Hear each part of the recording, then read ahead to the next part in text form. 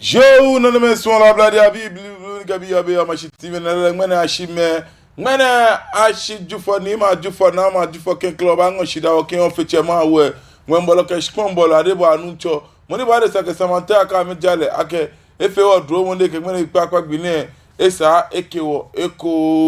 Lala Jeme, Feme, Jimmy, another neke, brightness, Jeme, Feme, Jimmy, Femini, another neke. Me pique about you men work at this time. Pique about you men kaji achameta. I'm a bell tea. I'm lele. I'm a yoke. I'm a walk because I be come about my muscle. Look a fact on pay jacket. Over Chama and nobody and will feel like Biafin like Papa Shkomeko. Somebody feel when in Nicabog and that for so I don't let you on the share. But they John and they don't small or Davy. Niama our start talk when you shake a crack be in Kabaka Pigeon on your show. Chicheme. Esha will let me join. Let me like a shijena. I'm a feel animal for him about Strike in beer. It is Makaja Fire, I'm a film of foot, ye shout Maba, catching Jamba, men and Kenya, in Kenya, media genome, you call Abola, Gamashi Abola, Fe Musuani, Matani, Yashimani. I mean, well, I'm a Magiano, Meneme, Eeshã, Tamɔ Shitɔ, me, Mawashao.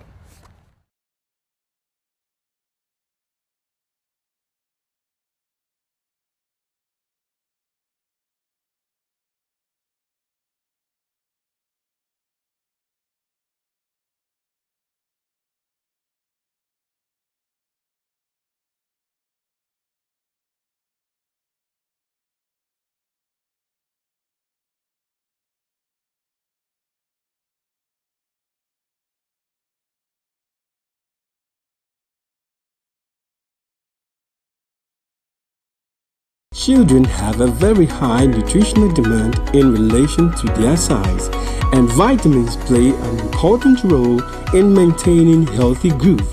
That is why we at Base Pharmacy Company Limited have introduced Base Vite Kid Drops, a multivitamin drop with 7 essential vitamins including vitamin A, D, B1, B2, B6, and vitamin C to aid your child's healthy growth. Base Vite Kid multivitamin drops have been specially formulated to help meet your child's nutritional requirements, helping them to get back to playtime faster. With Base Vite Kid drops from Base Pharmacy Company Limited, for further inquiries of bulk purchase, call Base Pharmacy Company Limited on 0302 672 317 or 0247 287 853. This advert is FDA approved. Grade A Academy is all you need. With our neat, spacious, and serene learning environment, we make sure your child is as good as gold. We also engage in lots of extracurricular activities such as excursion, career day celebrations, games, and so much more. Our canteen also serves the best nutritional meals with your kids well attended to. And we are ready to enroll your ward from nursery, kindergarten, primary to JHS 1. Admission is currently ongoing. Locate Grade A Academy on the Mills High Street behind Enterprise Insurance or call us on 0542 426 803. Grade A Academy. We say passion and excellence.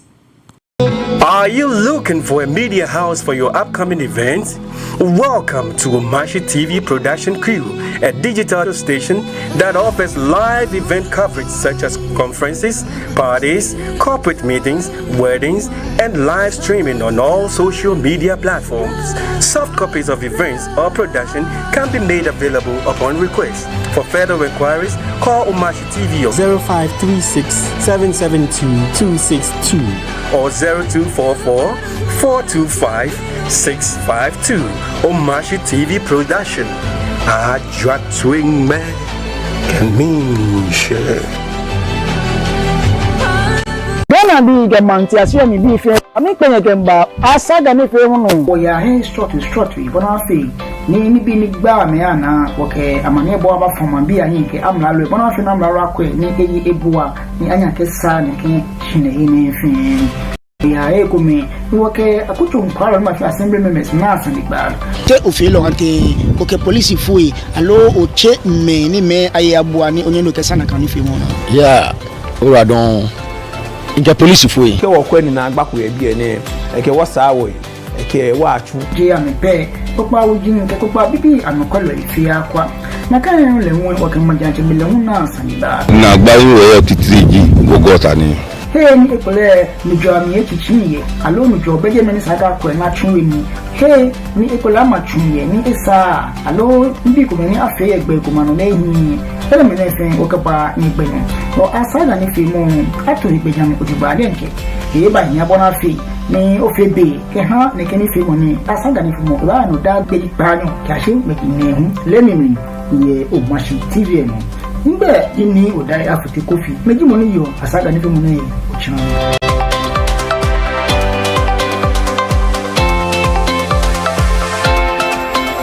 Hello, lovely viewers. You are all welcome on the program Fingerprints. This program has been designed to help you know how to create your own business, including livestock, farming, banking, selling, and what have you. I bring to you entrepreneurs who have the skills and ability to help you know how to create your business. This is where you have the experience to create your own business. I'm your regular host, Odai Afote Kofi. Catch me live on Mashi TV every Tuesday at 3 to 4 p.m. The program will be repeated to you on Saturdays 8 to 9 p.m.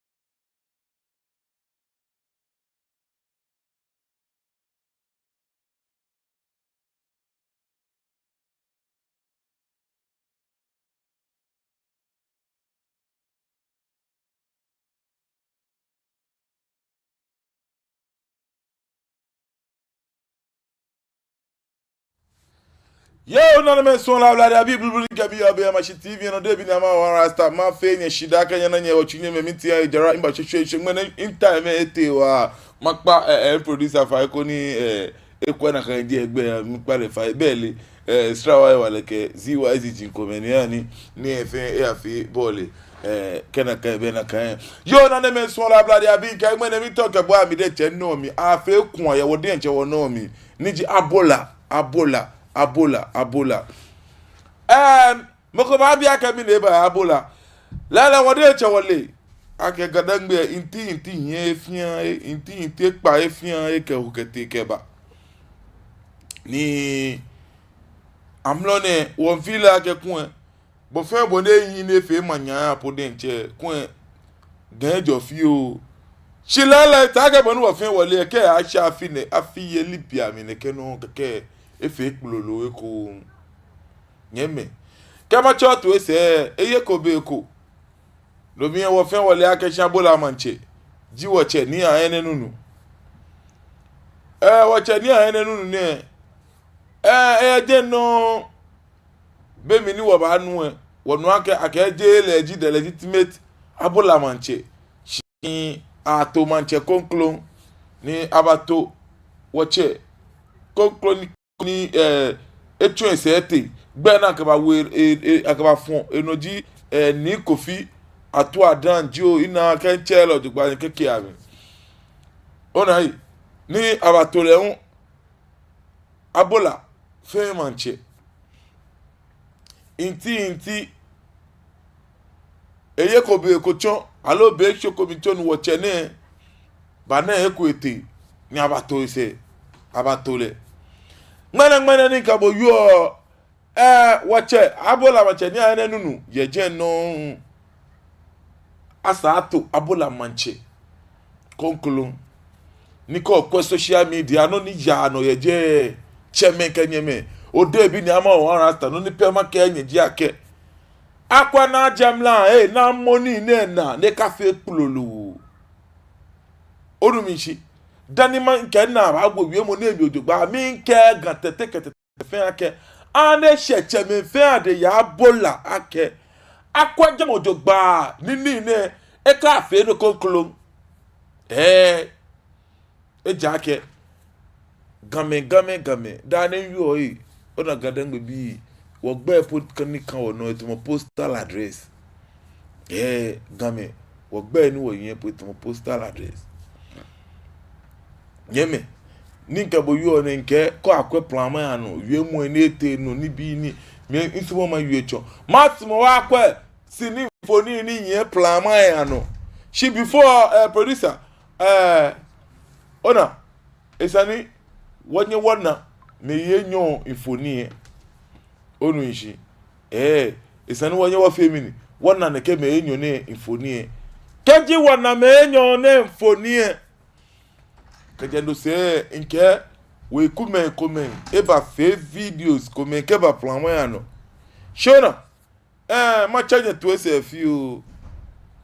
onupa ni yoga mi to ma chop plan wa ni nke kenye nuku ake nyele anye wie mom ni ojogba ni nyesa asan nyele anye na jimfa mom li ojogba social media ke mene no set the record straight na fe na post na ke fe nyetia me ko me bon nye fe nya na ewu mi la kaka min kenye ni ngodi anu kwale ta flache nyetia me ko me nya ni fe mi la style school kai boni nye fe ni nya afiotomo viemo fe kwa kemba manjano no fiano akemba manjano no fiano akemba manjano no fiano akemba manjano no na dele mi shile nu wo subani di subani de tomo ho mi to nu wo cheme na ale ake subani di suban etomo ho fia boni o ba fi won podi enche ba jipo suban tomo ho bo fia boni o ba fi ya tete po ba fi mi ni e ba jipo producer o finance ba mi no anana me enyo ifoni ale no me ni nako alo me ni nuku na me na no neteshi ora me ni nako ke me ni nuku na me na jibi ni fiomi ni yano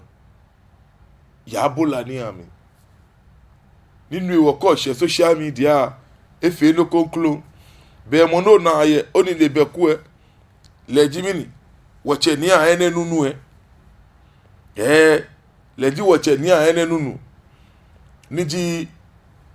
money yo abola pale se ni le no yo grand traditional council ni wonye enwe woche no na ni junogbe be le ji abola manche he na ka ato nyeme ni mi bi yake ni wo game ka shi mebi ni neke ni bi ne mene komi mene titimi mene plami ne se ba fu ejake ingbe pa mo pe ejake ingbe pa mo jake kena kan puwe kena kan puwe akwe ni shiajo ko nimle afemini anya akwe chimowe meneke ni mimbi yake kata mebi ni wo ba femini wo ba komo wo yi ata chame ko men ka wiemu ko men e ba fofo nshi ya plama ya no ni masuma ke wabo ekomatoe ni wo femini ni wo ba nyani wo bu acheme ekotoe wo ba nya wo bu ametoe niji abola onupa ye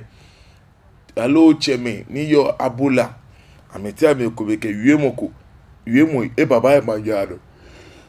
nya wa afia amini wa bu amena wiemo ekometoe ni wo ba shrawo Good afternoon, ladies and gentlemen of the Inky fraternity. My name is Ni Ayi Anakonte Abola Piam Tumawe Jaseche. I'm a born blood indigenous royal from Abola Patashi. I wish to reiterate today that what recently went on just 3 days ago is really an eyesore. I crave on the intelligence we have in this country, and I speak directly to His Excellency the President. I wish to state that some persons, I'm taking this opportunity to report officially to His Excellency, some persons in the capacity of which we do not know, claiming to be royals of Abola, we probe and put to His Excellency that we are calling on the BNI, the National Security, the Inspector General of Police to please investigate these personalities, these cohorts who have been a thorn in the flesh of the Ghana state. They belong to the family called the Mangona family, which is my paternal grandmother's house, the house known to us as the Solomons and Ado's house, which if they have branded it as the Nunu's house, it does not belong to them. They are not royals of Abola. And I wish to state that, Your Excellency, they are taking you for granted. Mr. President, John Dramani Mahama, please, with all due respect, I crave your indulgence at this particular time to call your people to order, all the security agencies to arrest and investigate, probe the lineage of those who came out just on Saturday, parading themselves as Abola group. These people are not royals of Abola. It is an opportunity for me, in as much as they continue to meddle into chieftaincy issues in Accra, they would like to soil the image of your party. The NDC, as a party, has a credibility to protect. The government with which we are now has an integrity, Mr. President. I salute you, to protect. Don't allow these riffraffs. Don't allow these elements. Don't allow these charlatans to go about parading themselves to soil your image. You have lived to the credibility of our nation. You were recently awarded and applauded at the International United Nations Conference. Why would you allow such elements to damage your name? I crave your indulgence. As I speak to you, I'm a practicing journalist for the past 27 years. Radio, TV, newspaper, and what have you. We were the first group of online reporters to start online in Ghana, from TXT Ghana to Infobox. I must say, on authority, that I was the first reporter to that institution. I would like to call on Mr. President. You've been a communicator. As I speak, there is no paper before me. That is the kind of training we had. That is what the president is made of. I'm really proud of you. And I would like you to call on the security agencies, especially the Inspector General of Police, to immediately arrest these perpetrators, led by your agent who claims to work with you. He's coming to use your office to soil the image and hard integrity you've earned from the Ga people. As I speak, Mr. President, I bow my head in shame for such a family. But I must be proud to say, I know what you can do. We give you a period of a very short time, and we expect your integrity to be displayed. We, the Ga people, are fed up with this kind of atrocities. Soiling of our image, our dignity, unlawful selling of land indiscriminately. These are the elements. And he was so proud enough to pronounce that in his utterances, in his statement, that he's going to fight over lands. If you have a good job, You can choose between your chieftaincy and the president's job that he has given you. I want to state on authority that I'm aware that is an official of the NDC. I'm aware that is an official of the president's office in the regional unit. Please, Mr. President, in as much as I continue to salute you, this is the time. Prove to us the guns that you are really a man of integrity. Thank you very much, and I rest my case. Yo, no me swallow a brother people can be obi o mashi TV no matter the shaka nyana nye watching and wa kwesi ni phone ni wo ba. Shiminto man Kenya no kugame. Ono nukpa ni wo nye gan. Ami toto wona jin. Onukpa ni wo nye gan. Ami toto wona jin. Ona wa che ni interest ni phone ni. Man Kenya no ko. Ina ni mboji ano kwale. Ni na gan. Ona obu ade wajin abofen min kenye ode bi ni ama o rasta ni nagane obu ade wajin abofen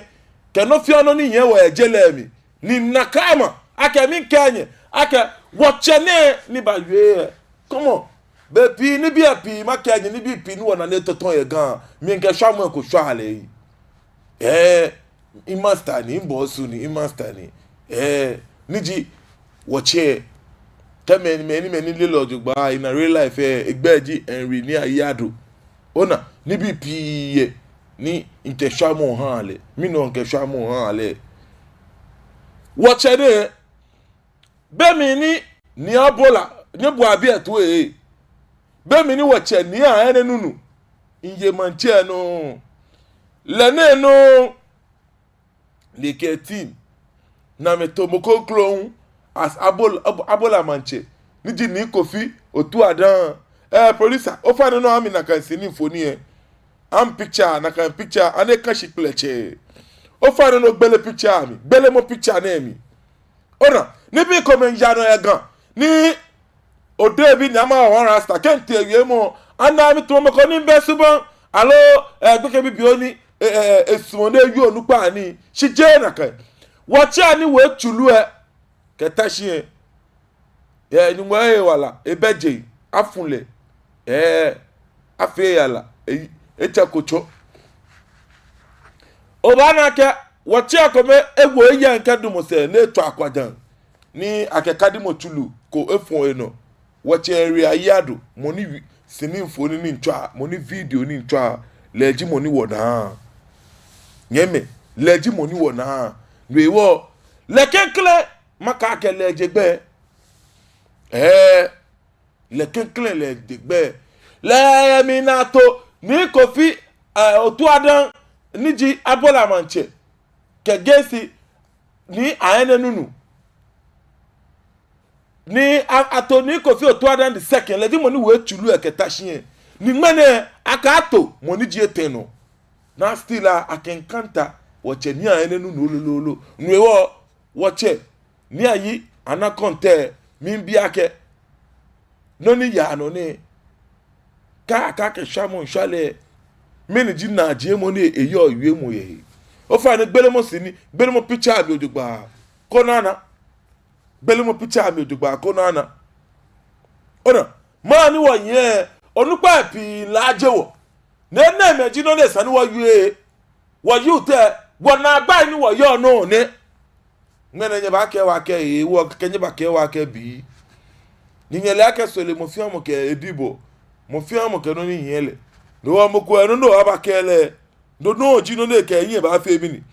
eyin ba kan no alo ke yin ba fun no ngene nye kwa yin asihwe mu ani bi ni ya no ya abola ngene nye kwa yin asihwe mu ani bi ni ya no abola ashina e form bi jimi no nya egbe ni ka yu abola san ni yu eko ejake won wo abola maba yin asihwe mu ani bi ni maba no wo wo che niji ni aya na konteja seche yebi ni ewo be ko yi no jina ni bibi awon ebe cha no ta flash aka ma yue na kajibo ni makele ejake be mi ni aya nunu ye jeme le efata eko na ke ni kofi otu adan ni ji enyono ba na ke ni aya nunu ba ko mene ekuese ete ni ane no camp bia ne ba wona benye di enchenye na no ya no yega ni jamlan yo mo ni youth gadagbe youth nkenye ake omo no ba ake bo no yan chile bo eyen mo mi na kan eja ake onupa ni wo yen je self interest anya komesa ne so jino ni gba me na no na me pa me ba na no jino ni ye na me jo no jino ni ye na me fi o mi ni no jino ni ye na me jo ona ni bi ko men ya no ye gan ni esani wokwe na ka je mo jogba onupa pi ni wo yen wo che me pi emi na ke amede gba me toto wo na ji ona wo che di jaseche ni ji ni ayi ana konte ni wo fo le che ma ke enri ado ni gaman che saji ni ya no ni no bi e no ngba ni ba ke yan ke wo che ni nle ojogba ake eyemi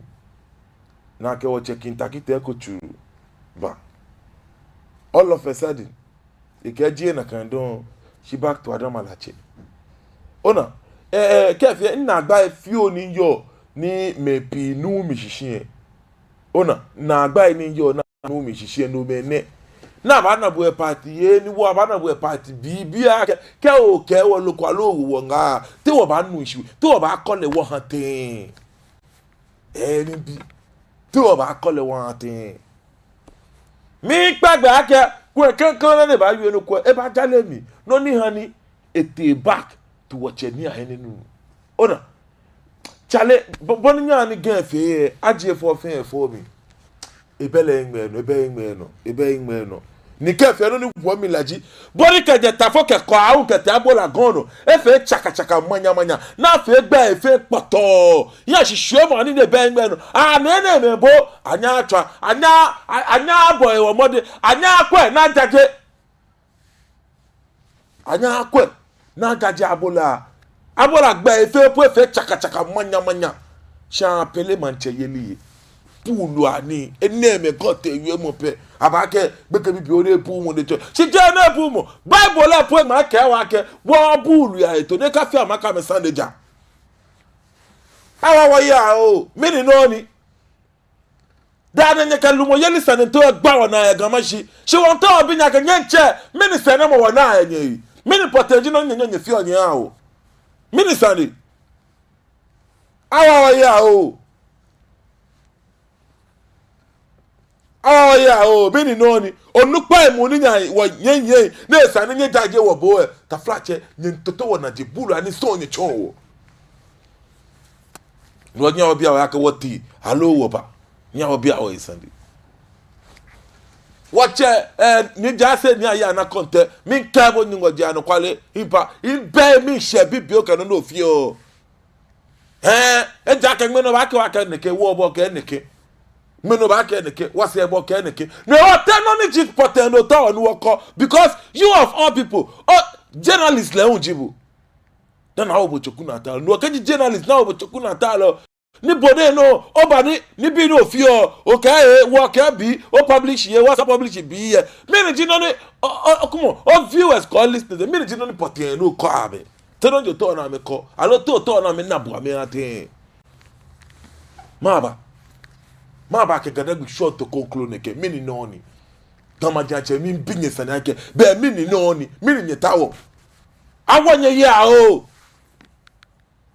chale ka gana nye neke me na me ba me te ke neke di bona me fere shugonye e ba fenye fo nye ba ka ke nyentawo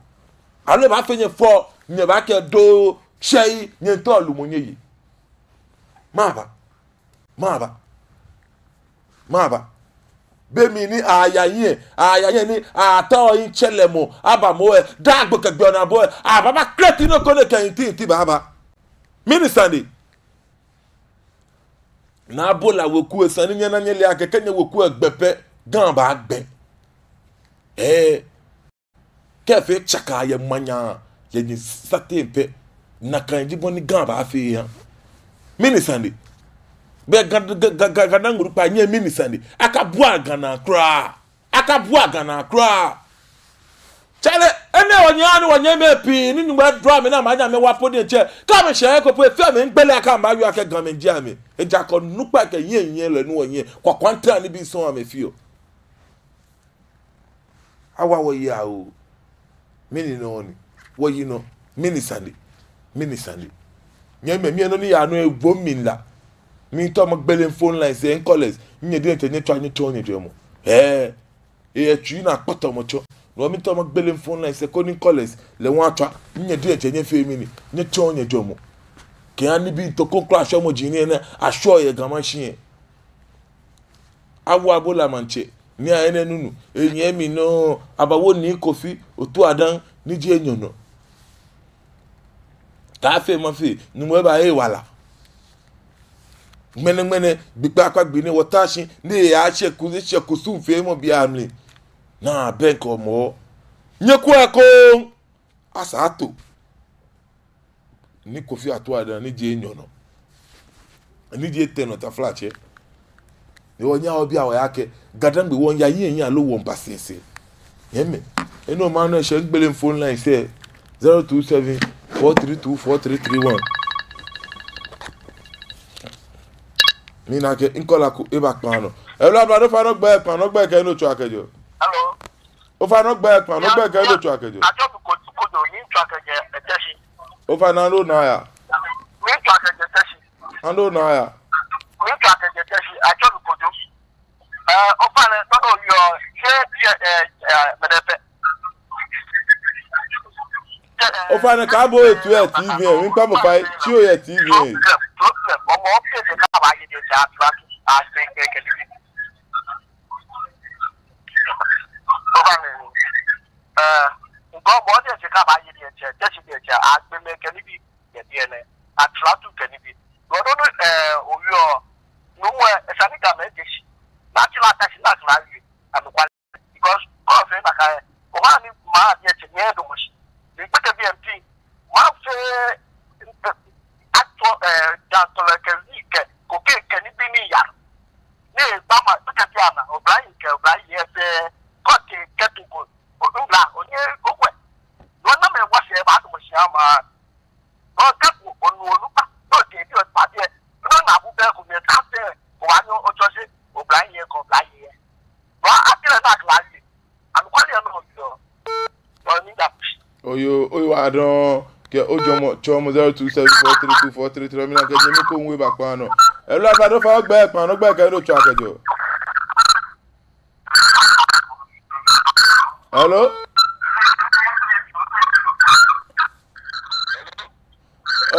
o fa do mo shojo gba o fa na no chi o ye tv e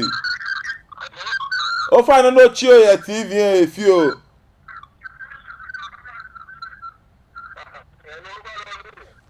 o fa no o ja pa no gba ka no tu akejo o fa no gba ka no tu akejo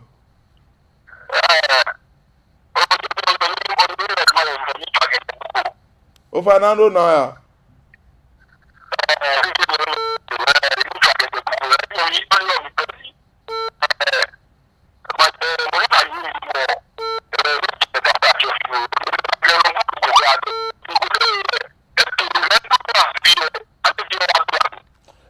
nche o fa na shi ba mi o la na nche wa makpa mo fa ni o jaje ni otwa ke oyo tv e ni otwa no ke mi makpa fa no tv volume afa mi ni abashi mi pa mo fa mi ne kola ko e ba pan e la ba do fa no gba ke no otwa kejo you know that's good fine atom ni akuni ntwa keja o fa na no na ya abola sanine beni awo je ne o to le moniji o fo ba na go metal nu boni no ni ya no until oba nani ye ba press conference and kwale ko mi na me lead the press conference and make credibility me ni na me lead the press conference na vie wo che and ya bring no che be no ka problem bi e na no ye no ke gamanchi no ke ba metal nu me ke ba isi abola shi ame se problem se am e wo me na me press conference ni inside the page I'm a press conference in I make care when you strong ni ba na ke I'm a learner with you because one do mankata e be credibility o chen reado e be credibility many men am leader be credibility e we je na kumani abanya ma aka me san ituni akino na me yo an kwali ni alu amali shini ni so ma you page to ada na wule young guy ni youth keji ile yake sele senye ni an kwali kumani e fight for sin because go ko e mo poni e vie pole to na je mo ko ni e ta oni felu kwaga but ni ne wo nya me sa wa e asiyeku ada afusto ahụ a baby you walk am akro wa ni what tutu ko be be jeme ka woman ti ka kete jeme ke to be ka tatu ka gbe me e woni kele yonga ni e ya ke ni ame no oni na no e tawo because the first comment poni ha na awule ji de gini papa ke ha abola bi se na tani ame ko gbero na ame fuani because when I'm a press conference and quite a commitment and make credibility anything and ba shi pe o ra don yo inyemi oyradon bomade konibo ochani ochon ojomo 0274324331 0274324331 bomade kono femini ocha ni bohun ochon ojomo kiano ni ya no ye abola ni amle mi ne nkola ko ba pa no elo abado fa no gbe kan no chu akejo baba ni manya pa bla ba mi chakaje botiano o fa na no na ya ba mi chakaje botiano Igbeji Yobrite Adams o fa na no chi o ye TV en fi o alo no TV en volume abashi yenu ba ko ni yin eko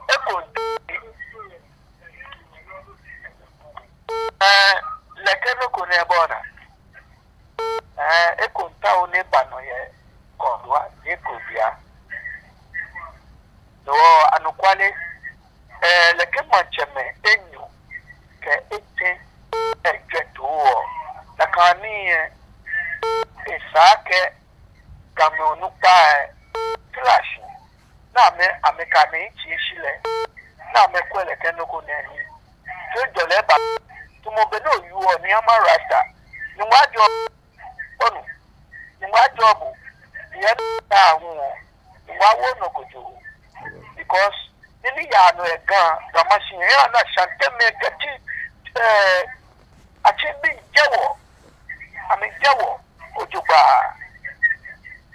no wajo bu ye no na shikaye no ke ti oleke o TV nyemone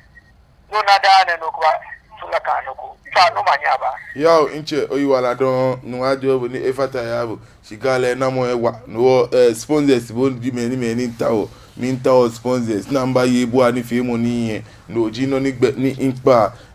nyeme 0274324331 abola sande no ni ya no ye je nke ebe ngbe no eye yin asihwe mo no ewo cheme fe ni ya abola mi npa je fa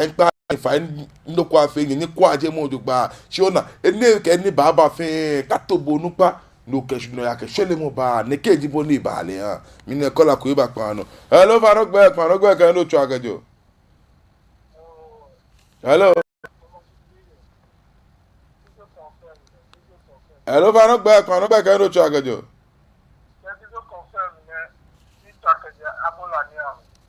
nyenu gizo confirm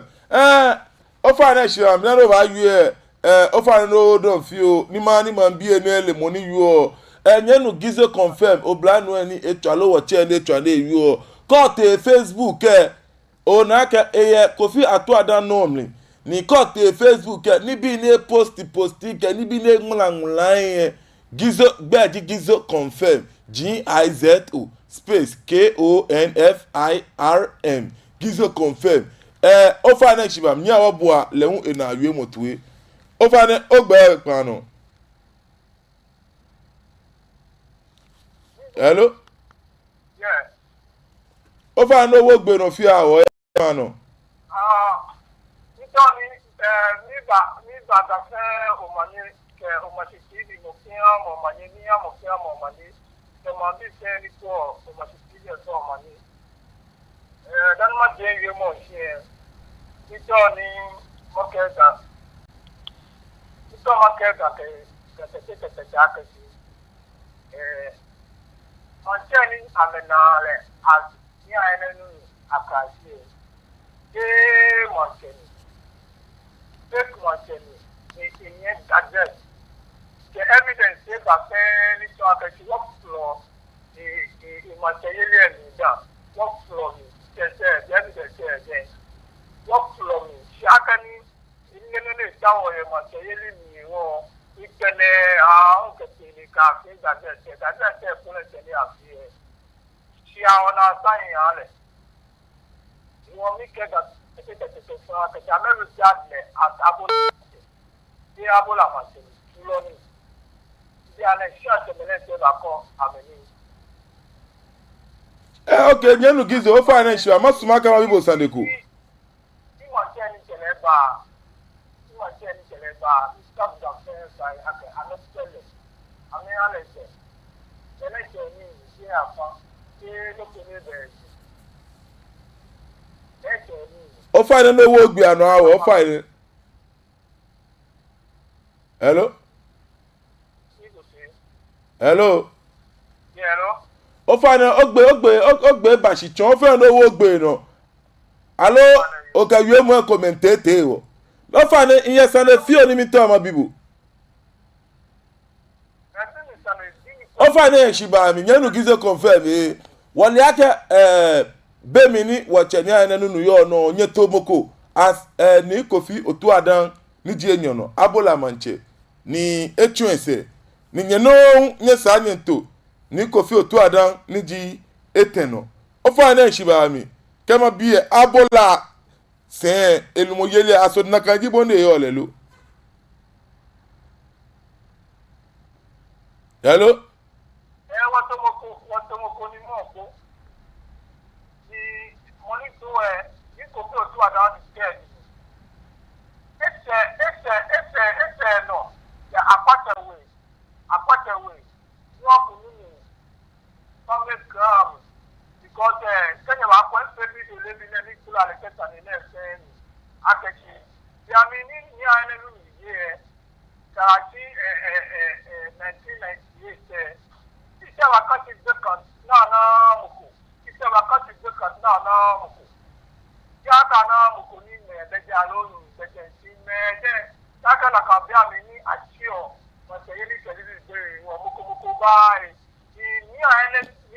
ni no amesaba kwa meyeko aka menje abe kwa me aka meye telele foni ameyo ni ane ni no wonyenye ni na meyo si la kashi neba asini ane eje abola ipapa eje abola O fa ni ngbeje ni wo ke wonye ni nu ti to tu adeba wo penele o fa ni no ke eje abola ni ngbeje ba ya abola ni wo penele wo ke wonye ni nu ba de ba ko ni ene ye kese ke wa je go se abola eje ni wonye wo ta ti ba ya abola ni fake document hello gizo confirm hello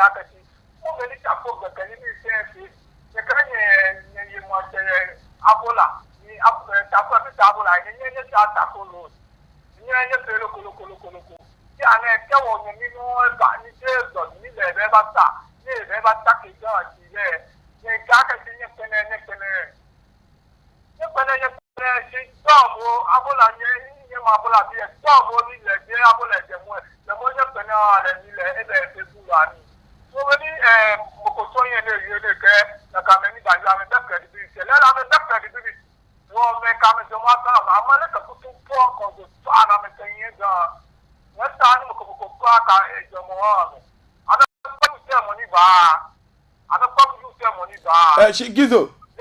Hello? Hello? Nyanu Gizo. Hello. Nyanu gizo. Ofa na obo bitwe. Makaka too wrong. Ona. Wrong enyo efe correct. No obi ma biake. Ta flache. Wacha ene nunu kenye sumo abola bi kenye sumo le chinye kamko klomba sabola manche. Aso kusu gbajiano to ni aton na kepa manche. Ofa ene aso nyeji na kan process no. What time of no come back and get you to 24 2022 what time of what time after any be fair omo akade abola manche. Ni jasefo abola jasefo ele eku.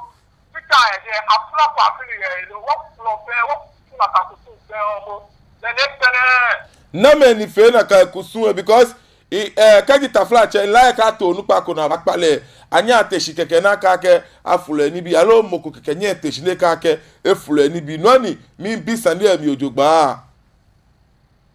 na ka lu tumo wa tumo ke mo ni wa pale ko bi ane wa ta wa pe wa gbeto pẹ̀lú bi wa ta wa pale ko because abola eje aduwoni wo Eeshã aduwoni gbogbo wa bí akẹ́kọ̀ọ́ náà wọ́n ṣáṣì àwọn ìwọ́lú ìtàkùn wọ̀nyí ọ̀. Lóbi tẹ́ wọ́n gbé wẹ́ẹ́ mọ̀tẹ́ ní èèkan tàlẹ̀ sí mọ̀tẹ́ lómi ìkẹmẹ̀yẹ internal issue tí o lọ iná làkà sọ̀pọ̀ tẹ̀. Mẹ̀bí ń ní abọ́lá mi náà mọ̀ àmọ́ àsọ̀pọ̀ tẹ̀ because of ìkànnì issue wọn wà ẹ̀rọ iná làkà sọ̀ lágbá mọ̀tẹ́ lẹ́yìn tó tú àdá mi tẹ̀tẹ̀ bí anẹ́gbó. Wọ́n lé tó àwọn amẹ́jọ́mọ́ jíbẹ̀ wọ́n bẹ́ kòkó gan-an wọ̀ pa àbáyé because àwọn àjùwọ̀ ní for past 8 years now, I'm going to put on you. Then I want to be here, better than you were. It's a pattern with no pattern with no one you need to me. Ever see, I can ever get Eeshã. Oh, there was to 10 years. This place can you was still there because Kusuna fell like a back with a what planet. Yo inyamigi ofane yo oyiwala don email like je na fio ni boko aba money gbe ni onu yenu gizo confirm tani gba gbe won ke wala akiwo so alo so a nkele baba bi eni bi ademi na ke Eeshã bo bone sanima aleji na kan me ni ba o se na afi nu ko sanima gbla me ke ba ni mo bi le bi ya message ojogba ono minji no iwo kan ngbe wole ke wala akiwo so alo so ama mi chemene mafoni ni macha me ke ba shia ne ka mama na shita mo e bi ene boni afe ni nyahu mambi nyekenye na afe mi ni abomi ni wona eni sane ichoke na jinyo shibi na kola ko e ba kan no elo fa no gba ka no to akejo Ofane eno ya jome viemo eno o Hello ofane gba ka eno to akajo Me wani manye kwa kabla o yo be shole no sunti ni na ge ni ya abola mo de sade nma shishi ke abola manche akale ni ji tawala akale ni kusuna ni mbale ina na fira mbale ana tu kusuna to kwa ka no te akale ka te ake oda me wala ne dana ani to ni ko se ka kuna huwa inaka sake no ka fie otashi no do ba ke no fie te fie te eju shato shi aka ku me awu me asu me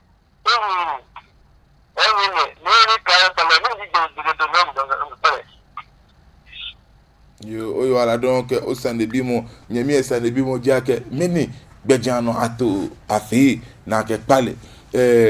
sande nele manyemi yona nke incho ba agwo mi ojogba ejake ino mi ni onu mi nse abola nomli ni iwo esani eni ni ejeke boni ejike boni tamo ya fe sani wonye wonana chinyeme amaka anya ni ngodi ano kwale no kome ona min sumo ni yemo ne ya wo cheme fe choku na talo wo cheme fe ke je langma ke to butu ka gbe adan shura mi to di wo cheme fe nen liake ta flat che chuchuko ni wo dalako shi biare wo dara ni wo le fun ni wo le papa no ewo jeje ame famu na ji ko me ame kwa ame je modugba ona ma ja cheme ni akadangbe ne na toto ame na ame no chumo ko jelumo na oko omam bi shramo ke okame ni femo ona okame interference belo dugba be pie na kanji boni baale cheme be pie na kanji boni baale awa wo yawo na me pe wo ne kaye game ka ata mebi ni wo ba pa wo e komo mo ke wo e chache mo ke wo e ni beef fon jin fe mo wo hwe wo yanshi e ha boy ni da ni wo na ajewo ba ka wo sanji nyenyen plamo ano a yue kekeke shiga adanwe no de bi ni ama wa rasta mi kenye ni ma kenye ko mi tan shi ko ni kun ko ba fe a fe kun ni bi na ke ba je gadanwe chomu fe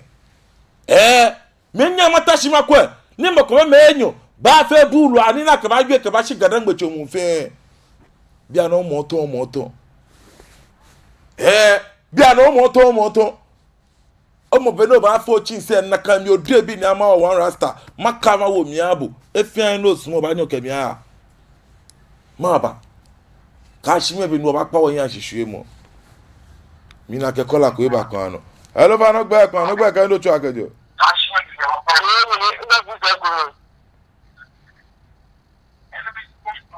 o fa no na ando na aje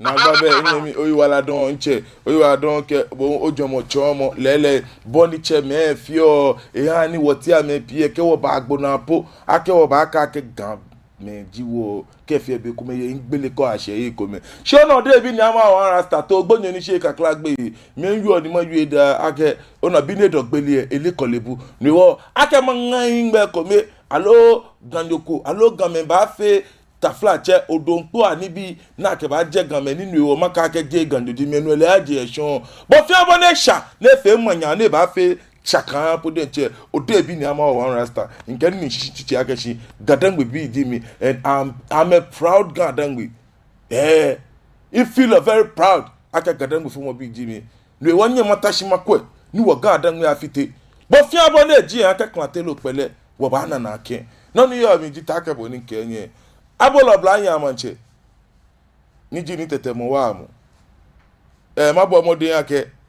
ke before chine ba ende alo early next week nke menyo mo come from camp A ka mo come from camp B ba nsho no e bi koni saje ni wo yo ni wo bibi ya me kona mo ame femini ame dwa oto engbe ni wo na eni wo ichoma ke eni wo na nema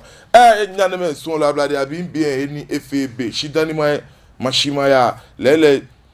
afe gbe tegbe edu ma mi ne wonu yemo ikome keni bi ye plan ma no concerning Israel Majesty ni ayibonte ni ji enyono ni lele ina woloko before ina press brief keje na ewe ni na ewulomo na yemo ke fata elenwe ina ke another press release lewun eje atupai ni amle ni ji mankralo ki han gbe si be letter ni ejepe lojino ni ona kemin office of the atupai manche gbese mankralo of the Gun State press release kemin condemnation of report regarding the alleged death of Ni Aibonte II gbese manche and Adontin of the Gun State kemin the office of the atupai manche and gbese mankralo has taken notice of the circulation and misleading information on various social media platforms and other communication channels alleging the death of Ni Aibonte II. We wish to state categorically that the said publication is entirely unfounded and without any basis. The circulation of such information is not only irresponsible but also causes unnecessary anxiety among family members, traditional authorities, subjects, well-wishers, and the general public. The office strongly condemns this malicious act and urges the public to disregard the purported report in their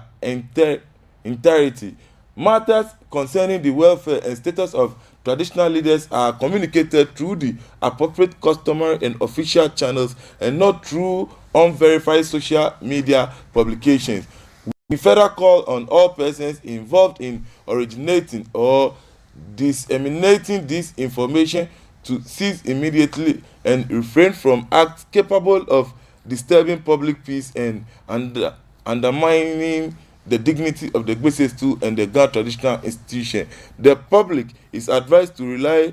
on official communication issued by the Gbese Jansi regarding matters affecting the Gbese too. We thank the public for their continued support and cooperation. Chakashin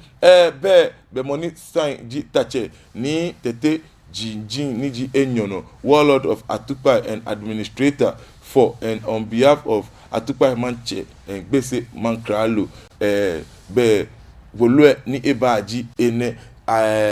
Atupai sen ke lele ke amenkwe boni woche ni Aibonte gbele adafi circulator social media ke ni bi lele ebe ingbe no ni eja ake kenna kan ndoko baba hote isani anachi ni sen jase ni aba femini aba public announcement danike baba la kan ni afa publishing ni wo me ni fear publishing without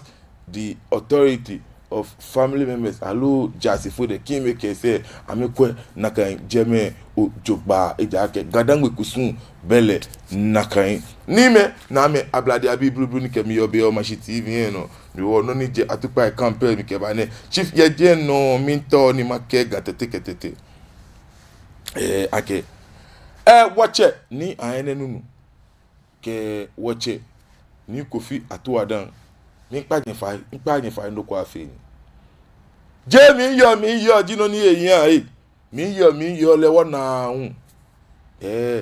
no chumo bon jino ni eyin mini potenye yo agadengbe mini potenye yo abola bi